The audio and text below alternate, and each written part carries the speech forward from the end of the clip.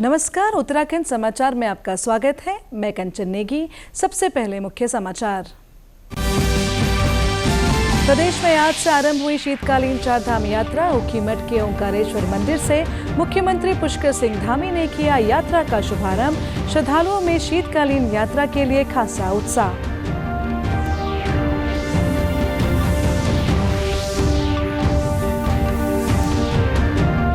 हरिद्वार में कार सवार बदमाशों ने पुलिस पर की फायरिंग। जवाबी कार्रवाई में गोली लगने से एक बदमाश हुआ घायल।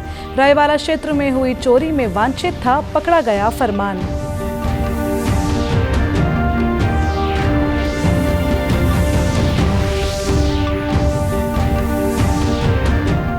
और देश के पहले chief of defence staff general Bipin Rawat की तृतीय पुण्यतिथि आज। सैनिक कल्याण मंत्री गणेश जोशी ने दी स्वर्गीय रावत को भावपूर्ण श्रद्धांजलि।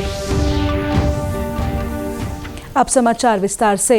प्रदेश में आज से शीतकालीन यात्रा शुरू हो गई है। मुख्यमंत्री पुष्कर सिंह धामी ने पंच केदारों के गद्दी स्थल ओंकारेश्वर मंदिर ऊखीमठ से चारों धामों की शीतकालीन यात्रा का शुभारंभ किया। इस दौरान मुख्यमंत्री ने कहा कि ग्रीष्मकाल के साथ साथ श्रद्धालुओं को शीतकाल में भी चारों धामों के दर्शन करने का सौभाग्य प्राप्त होगा और साथ ही यात्रा से जुड़े हुए सभी व्यवसायियों को भी रोजगार के अवसर प्राप्त होंगे। उन्होंने सभी सनातनियों से अपील करते हुए कहा कि वे शीतकालीन यात्रा के लिए चारों धामों में आएं और भगवान का आशीर्वाद लें।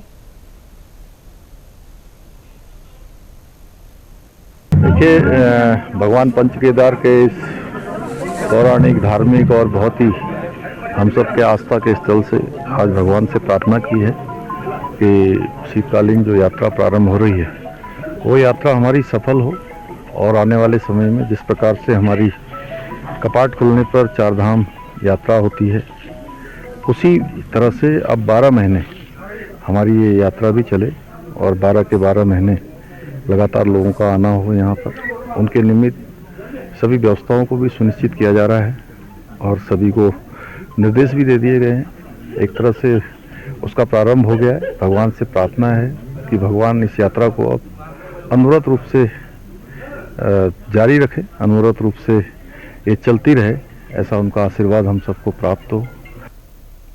शीतकालीन यात्रा को लेकर श्रद्धालुओं में भी खासा उत्साह देखने को मिल रहा है। जहां तीर्थ पुरोहित इसे मुख्यमंत्री की अच्छी पहल बता रहे हैं, वहीं उनका ये भी कहना है कि साल भर की यात्रा शुरू होने से समस्त श्रद्धालुओं को चारों धामों में दर्शन करने का सौभाग्य प्राप्त होगा। ये पूरे भारत के लिए, पूरे विश्व के लिए प्रशंसा का विषय है और जिन तीर्थयात्रियों को ये मालूम रहता था कि अब केदारनाथ जी कपाट बंद हो गए हैं, अब केदारनाथ जी की यात्रा नहीं हो सकती है, उनके लिए एक दिव्य संदेश है, भव्य संदेश है, एक योग्य संदेश है कि भगवान श्री केदारनाथ जी की पूजा बंद नहीं रहती है, उसकी यात्रा बंद नहीं रहती है। हिमालय की परंपरा है, पूर्व परंपरा से कहते हैं कि षण मासे पूजतो देवो षण मासे मानव स्थिता। 6 महीने इस दिव्य हिमालय में देवताओं के द्वारा पूजा होती है और 6 महीने मानवों के द्वारा पूजा होती है। जिस समय अंतराल में देवताओं के द्वारा महादेव केदारेश्वर ज्योतिर्लिंग की पूजा होती है, उस समय में इस ऊखीमठ नामक तीर्थ में मानधाता जी की तपस्थली में, जहाँ पंच केदार का प्रमुख गद्दी स्थान है, श्री मधमेश्वर जी का गद्दी स्थान है, इस स्थान पर भगवान श्री केदारनाथ जी का साकार स्वरूप में जो भोग मूर्ति है, उत्सव मूर्ति है, उसकी दिव्य पूजा इस स्थान पे होती है। इस पूजा का भी उतना ही महत्व है जितना ज्योतिर्लिंग का है। 2013 की आपदा और माननीय मोदी जी ने पूरी कमान संभाली और आज 16 लाख यात्री श्री केदारनाथ धाम में पहुंचे। उसी कड़ी को आगे बढ़ाते हुए हमारे प्रदेश के बहुत ही यशस्वी और प्रतिभावान जो हमारे मुख्यमंत्री जी हैं, उन्होंने एक संज्ञान लिया और शीतकालीन यात्रा जो कि एक बहुत आवश्यकता थी, हमारी बहुत प्राचीन परंपरा से हम लोग यहाँ पर पूजा अर्चना करते थे, लेकिन यात्रियों का आवागमन लगभग बंद हो चुका था। तो आज जो इन्होंने यहाँ पर जो नींव रखी है, ये एक ऐतिहासिक वो है, निर्णय है और निश्चित तौर पे अब ऊखीमठ, कालीमठ, त्रिगुणारायण, गुप्तकाशी, इन स्थलों में यात्रीगण आएंगे और यहाँ पर यहाँ के लोगों की आर्थिकी मजबूत होगी और एक नया संचार। शीतकालीन यात्रा शुरू होने से स्थानीय लोग भी बेहद खुश हैं। पहले दिन ही भारी संख्या में श्रद्धालु दर्शनों के लिए पंच केदारों के गद्दी स्थल ओंकारेश्वर मंदिर पहुंचे। बहुत अच्छा लगता है। हम यहाँ पे आते हैं सुबह सुबह, सारा हमें प्रकृति का आनंद मिलता है।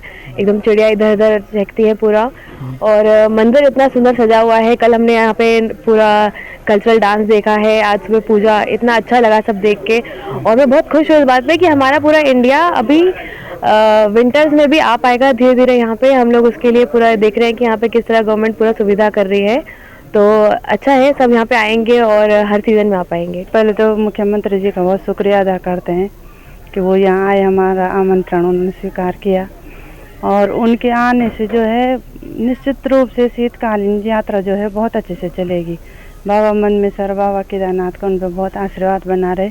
ऊखी मठ की पूरी भजन मंडली, पूरी जनता उनका बहुत बहुत आभार व्यक्त करती है। सूबे के मुख्यमंत्री पुष्कर सिंह धामी ने आज पंच केदारों के गद्दी स्थल ओंकारेश्वर मंदिर ऊखीमठ से शीतकालीन यात्रा का शुभारंभ कर दिया है। इस यात्रा से जहां उत्तराखंड के देवालयों में वर्षभर श्रद्धालुओं का तांता लगा रहेगा, वहीं यात्रा से जुड़े हुए व्यवसायियों को भी इसका लाभ मिल पाएगा। Kuldeep Rana, DD news, Ukhimath. रुद्रप्रयाग जिले के प्रवास के दौरान मुख्यमंत्री पुष्कर सिंह धामी ने सारी गांव में ग्रामीणों की ओर से आयोजित विभिन्न कार्यक्रमों में हिस्सा लिया। इस दौरान मुख्यमंत्री ने ग्रामीणों से क्षेत्र के विकास के लिए संचालित विभिन्न योजनाओं का फीडबैक लिया। सारी गांव में विभिन्न विभागों की ओर से लगाए गए स्टॉलों का निरीक्षण भी किया। मुख्यमंत्री ने सारी ग्रामवासियों के साथ रात्रि भोजन करने के साथ ही महिलाओं संग झूमेला नृत्य भी किया। इस अवसर पर उन्होंने महिला मंगल दल को 1 लाख रुपए देने की घोषणा की। मुख्यमंत्री ने कहा कि देवरिया ताल में लगने वाले मेले को संस्कृति विभाग राजकीय मेले के रूप में मान्यता देगा। मुख्यमंत्री ने कहा कि सारे गांव में जो कार्यक्रम शुरू हुआ है अब ये पूरे प्रदेश में चलेगा। उन्होंने कहा कि सारी एक आदर्श गांव है जहां 40 से भी ज्यादा होम स्टे हैं। मुख्यमंत्री ने कहा कि हमें अपने गांव को बचाने का भी संकल्प लेना है। आज मध्यरात्रि बाद पुलिस और बदमाशों में मुठभेड़ हो गई। देहरादून और हरिद्वार पुलिस की संयुक्त कार्रवाई में एक बदमाश गोली लगने से घायल हो गया, जिसे गिरफ्तार कर लिया गया है। देहरादून पुलिस के अनुसार रात करीब 1 बजे रुड़की से हरिद्वार की ओर जा रही एक संदिग्ध कार का पीछा किया जा रहा था। इस कार में रायवाला थाना क्षेत्र में हुई चोरी की घटना के संदिग्ध बदमाशों के सवार होने की सूचना थी। पीछा करने के दौरान ही हरिद्वार के भादराबाद थाना पुलिस को उक्त कार को रोकने के लिए सूचना दी गई। भादराबाद थाने की शांतरशाह चौकी क्षेत्र में पुलिस ने चेकिंग के दौरान कार को रोकने का प्रयास किया तो बदमाशों ने उसे बड़ेरी की ओर दौड़ा दिया। इस पर हरिद्वार और देहरादून पुलिस ने कार का पीछा किया तो उसमें सवार 3 बदमाशों ने पुलिस पर फायरिंग शुरू कर दी। पुलिस की जवाबी फायरिंग में एक बदमाश के पैर में गोली लगी, जिसे दबोच लिया गया। घायल बदमाश की पहचान फरमान के रूप में हुई, जो सहारनपुर जिले के नकुड़ क्षेत्र का रहने वाला है। उसके दोनों साथी गुल्लू व गुलफाम मौके से फरार हो गए। पुलिस के अनुसार घायल बदमाश पूर्व में चोरी व नकबजनी की आधा दर्जन से अधिक घटनाओं में उत्तर प्रदेश, देहरादून व हरिद्वार से जेल जा चुका है। सैनिक कल्याण मंत्री गणेश जोशी ने आज भारत के प्रथम सीडीएस जनरल बिपिन रावत की 3य पुण्यतिथि के अवसर पर देहरादून के कनक चौक पहुंचकर उनकी प्रतिमा पर अपनी और प्रदेश के मुख्यमंत्री पुष्कर सिंह धामी की ओर से पुष्पांजलि अर्पित कर भावपूर्ण श्रद्धांजलि दी। इस अवसर पर सैनिक कल्याण मंत्री गणेश जोशी ने जनरल बिपिन रावत को स्मरण करते हुए कहा, जब वो जनरल बिपिन रावत से पहाड़ के युवाओं को सेना में नौकरी के लिए लंबाई में छूट को लेकर मिले थे तो उन्होंने इस पर सकारात्मक कदम उठाने का आश्वासन दिया था।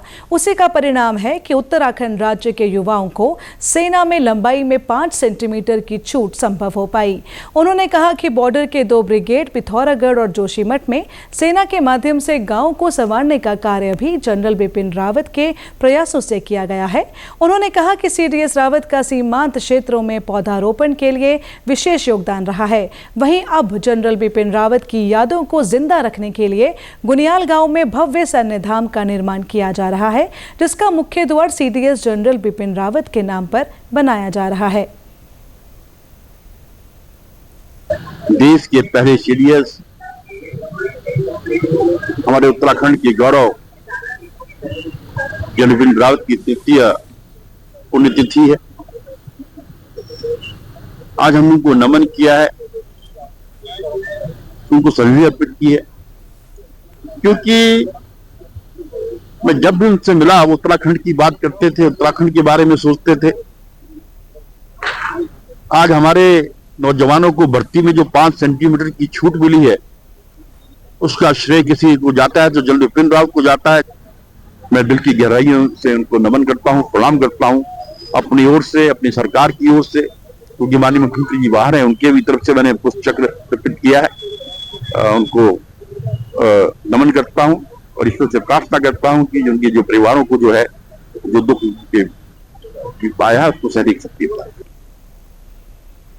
देश के सार्वजनिक प्रसारक प्रसार भारती ने OTT प्लेटफॉर्म के क्षेत्र में कदम रखते हुए हाल ही में वेव्स की शुरुआत की है। ये डिजिटल मीडिया और OTT दर्शकों को एक संपूर्ण इंफोटेनमेंट इकोसिस्टम देता है। अगर आपको भी चाहिए फ्री में शानदार कंटेंट तो आज ही डाउनलोड करें। QR कोड के जरिए भी वेव्स ऐप डाउनलोड की जा सकती है। इसी के साथ अभी तक के समाचार समाप्त हुए। दूरदर्शन समाचारों से जुड़े रहें। मिलते हैं फिर शाम 5 बजे के बुलेटिन में। नमस्कार।